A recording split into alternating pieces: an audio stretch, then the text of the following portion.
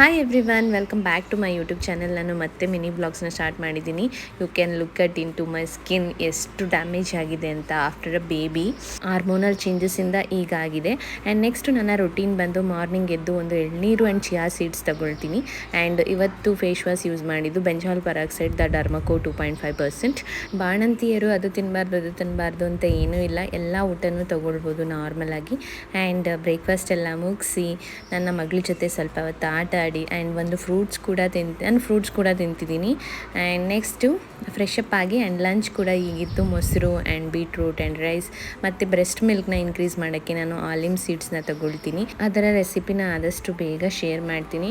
And ನೀವು ಒಳ್ಳೆ food and ಒಳ್ಳೆ ನ್ಯೂಟ್ರಿಷಿಯಸ್ ಫುಡ್ ತೊಗೊಂಡ್ರೆ ಆದಷ್ಟು ಬೇಗ ಮಗು ಬೆಳವಣಿಗೆನೂ ಚೆನ್ನಾಗಿರುತ್ತೆ ಆ್ಯಂಡ್ ಮಗುಗೆ ಎಲ್ಲ ನ್ಯೂಟ್ರಿಷಿಯಸ್ ಫುಡ್ಡು ಕೂಡ ಸಿಗುತ್ತೆ. ಆ್ಯಂಡ್ ಬಾಣಂತಿಯರನ್ನ please don't treat as a patient. Okay, thank you every one.